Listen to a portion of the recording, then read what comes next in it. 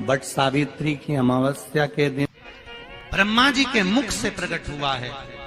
सौभाग्यवती नारियां अखंड सौभाग्य के लिए बट सावित्री का व्रत आप लोग करते होंगे, कई लोग अखंड सौभाग्य के लिए करेंगे, क्योंकि इस बट के पेड़ के नीचे भगवान विष्णु शंकर जी से विनती करे थे वर के लिए, इसलिए अखंड सौभाग्य का देने वाला। तो बट वृक्ष की भी मूलता हमारे यहाँ शिव महापुराण की कथा करती है। जब घर में अधिक मात्रा में क्लेश होता है, बहुत ज्यादा मात्रा में, कहीं पति पत्नी का तलाक चल रहा है, केस चल रहा है, भाई भाई में लड़ाई चल रही है, बहनों में लड़ाई चल रही है, परिवार में अगर क्लेश चल रहा है, तो हमारे यहाँ बटकेश्वर महादेव का पूजन किया जाता है। कौन से महादेव? जम के बोलो जरा, बटकेश्वर महादेव। अब बटकेश्वर महादेव के लिए आप शंकर भगवान को ढूंढने नहीं जाना है, आपको केवल बड़ के पेड़ के नीचे जाना है और जो मट्टी का ढेला पड़ा हो उसी मट्टी के ढेले पर आप केवल एक लोटा जल चढ़ाकर आ जाइए। वो बटकेश्वर महादेव का फल, पूजन का फल हमें प्राप्त हो जाता है। जिसका प्रॉपर्टी का झगड़ा चल रहा हो, अदालत में कोई केस चल रहा हो, किसी भी चीज का केस, अदालत में अगर किसी भी चीज की अगर केस चल रहा है, तो बड़ के पत्ते के ऊपर बालू मिट्टी का शिवलिंग बना, बालू रेत का, बड़ के पेड़ के नीचे ही उसकी पूजन करें, उस पे 3 चम्मच दही चढ़ा दें,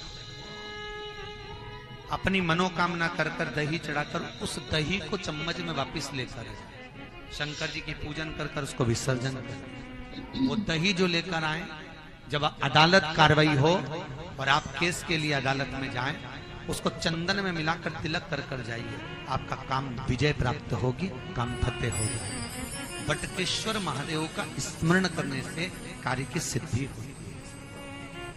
जिस बच्चे का एग्जाम में पास नहीं हो रहा हो, अच्छे नंबर नहीं आ रहे हो, वो भी इस दही का तिलक लगाकर जा सकता है। बटकेश्वर बट सावित्री की अमावस्या के दिन प्रदोष काल के समय पर बट वृक्ष के नीचे दिया लगाया जाता है। बट वृक्ष के नीचे लौंग का मात्र भोग रख दिया जाता है। लौंग मात्र, अगर बट वृक्ष के नीचे दिया लगाकर एक लौंग का जल या लौंग भगवान बटकेश्वर महादेव के नाम से भी अगर शिव को समर्पित करी है, तो ये निश्चित है कि कर्जा कितना भी भारी होगा, वो कर्जा चूकेगा जरूर, और कहीं ना कहीं से लक्ष्मी की व्यवस्था देवाधिदेव महादेव करेंगे। अमावस्या के दिन आपको लगता है कि हमारे पूर्वजों का उद्धार नहीं हुआ, हमारे पूर्वजों का कल्याण नहीं हुआ, कहीं अधोगति में कोई चला गया है, उसका बस एक बार, रोज नहीं जरूरत है, प्रतिदिन जरूरत ही नहीं,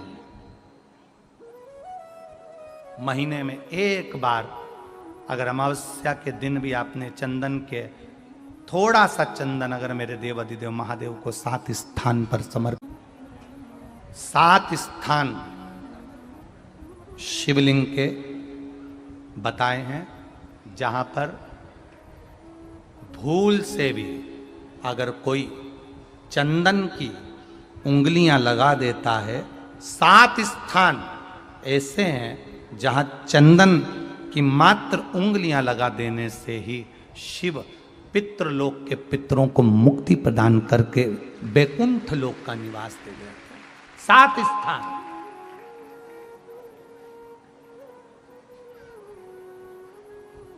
और वो 7 स्थान जो चंदन के बताए गए, पहला भगवान देवाधिदेव महादेव के शिवलिंग पर चंदन का लेपन, समझ लेना जरा बहुत अच्छे से। आपको लगता है स्वप्न में कोई मुर्दे दिख रहे हैं, या कोई जल रहा है, या कोई मर रहा है, या कोई चला गया है, ऐसा भय लगता है, बच्चों को मानी भेजूंगी ऐसा हो जाएगा, पति को मानी भेजूंगी ऐसा हो जाएगा, कोई हमारे कोई गलत तो नहीं कर रहा है, आपको लगता है। 7 स्थान चंदन के बताएं महाराज। पहला शिवलिंग,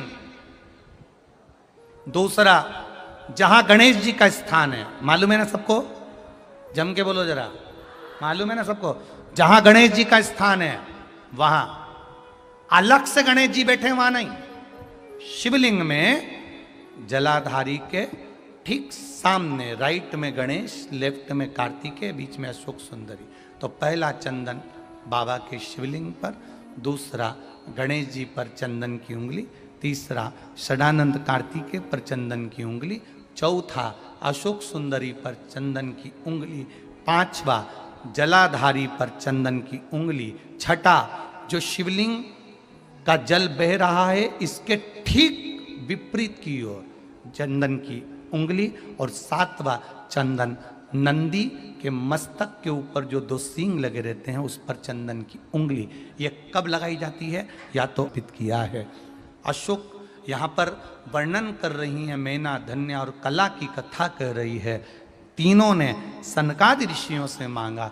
चंदन भगवान को अति प्रिय होता है और चंदन ही एक ऐसा होता है जो पितरों को भी प्रिय होता है, जिसका स्पर्श मात्र लगने से पूर्वजों का कल्याण हो जाता है। वो चंदन का साथ ही घर में यदि क्लेश उत्पन्न हो जाता है, आपका धन, आपकी प्रॉपर्टी, आपकी जमीन, आपका प्लाट, आपका दुकान, आपका पैसा यदि किसी ने कब्जा कर लिया और छोड़ नहीं रहा, प्रत्येक अमावस्या के दिन पीपल के वृक्ष के नीचे जाकर 2 दीप लगाइए घी के। दोनों दीप के सामने एक हल्दी का चावल, एक कुंकू का चावल का दाना रख दीजिए और स्वधा स्वधा स्वधा स्वधा 3 बार कह दो और स्मरण करो, हे हमारे कुलदेव, पितृदेव, शिवदेव, महादेव, कृपा कर कर मेरा जो जमीन है, मेरा जो धन है, मेरी जो प्रॉपर्टी है, मेरा पैसा लोगों ने हथिया लिया, देते नहीं। अपना गोत्र बोलकर स्मरण कर कर बाबा मेरा धन मुझे वापिस ना कर दो।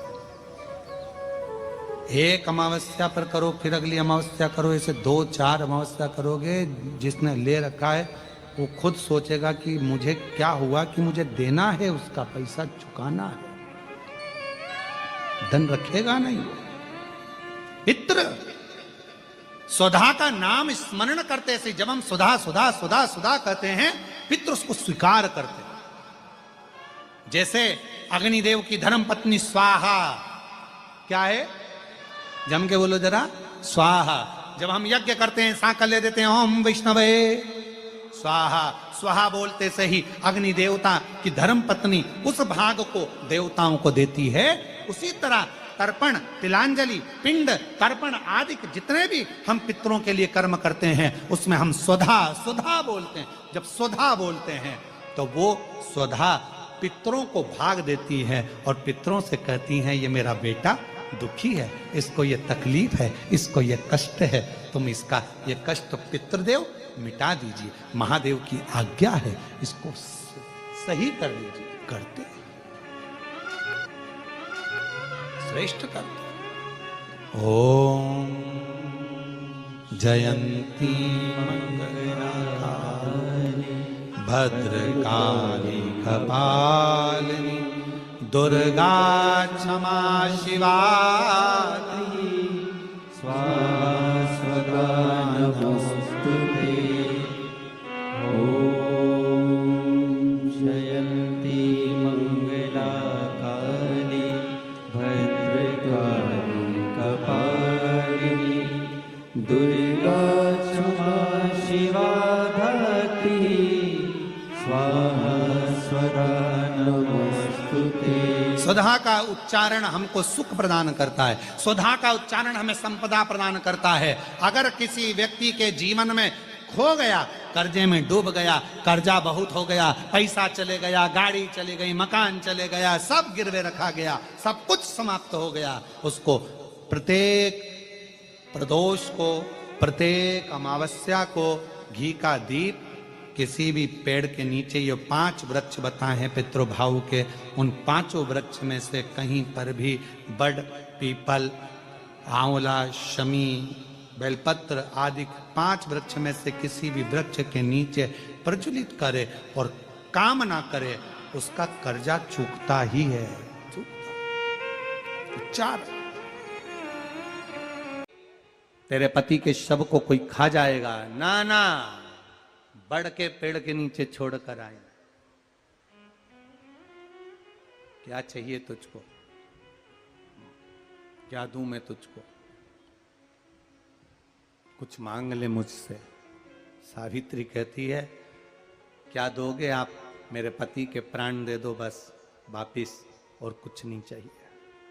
16 श्रृंगार में नारी के हाथ की चूड़ी का कलर अलग हो सकता है, चूड़ी की डिजाइन अलग हो सकती है, चूड़ी अलग हो सकती है, चूड़ी महंगी सस्ती हो सकती है, मंगलसूत्र की कीमत ऊंची नीची हो सकती है, पांव की बिछुड़ी की कीमत ऊंची नीची हो सकती है, कान के कुंडल की कीमत ऊंची नीची हो सकती है। तुम्हारे शरीर पर जितने जितने 16 श्रृंगार हैं उसकी कीमत ऊंची नीची हो सकती है। केवल मंगलसूत्र की डिजाइन बदल सकती है, नाक की लौंग की डिजाइन बदल सकती है, कान के बुंदे की डिजाइन बदल सकती है, हाथ की चूड़ी की डिजाइन बदल सकती है, पांव की पायल की डिजाइन बदल सकती है।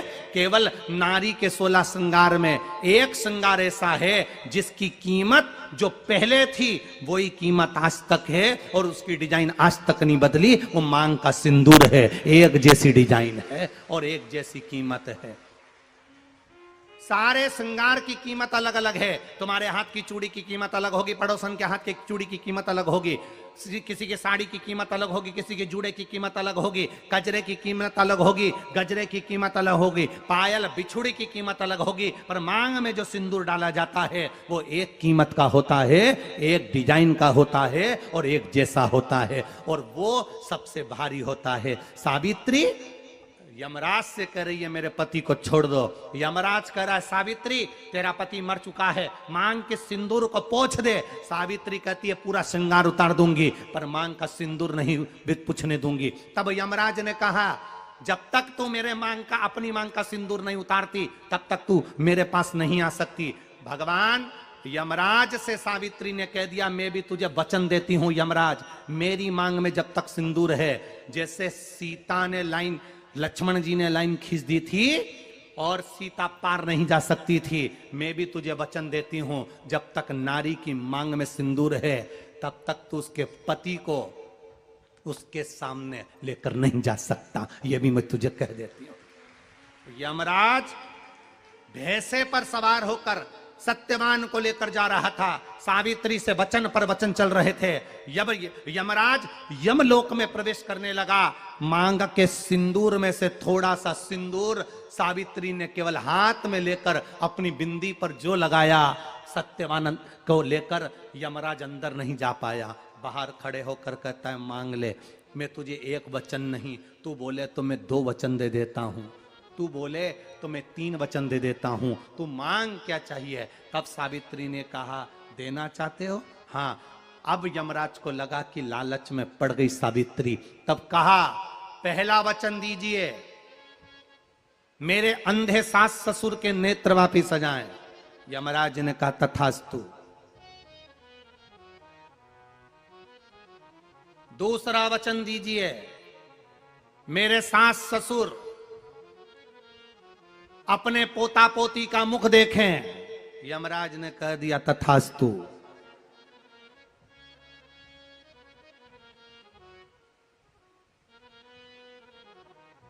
जाओ। यमराज जाने लगे, फिर आग जलने लगी। कहने लगे अब मैं अंदर क्यों नहीं जा पा रहा हूं। सावित्री कहती है तुमने वर दिया है मेरे सास ससुर पोता पोती का मुख देखें, उनके बेटे को तुम ले जाओगे तो पोता पोती कहां से होगा, छोड़कर जाओ। सावित्री है, पति को वापिस लेकर आ गए। श्री शिवा नमस्तु, श्री शिवा नमस्तु, श्री शिवा नमस्तु, श्री शिवा नमस्तु, श्री शिवा नमस्तु, श्री शिवा नमस्तु। भोला सब दुख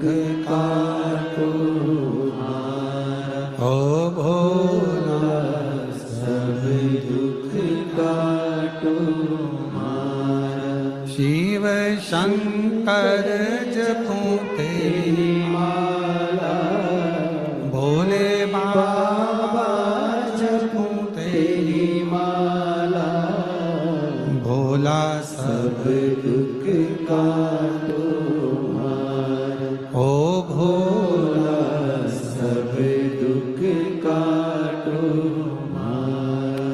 वेश है मंगल मंगलकारी, वेश है मंगल मंगलकारी, शमशान वासी हमारा, शमशान वासी हमारा, ओ भोला सब दुख काटो मारा, ओ भोला सब दुख काटो मारा।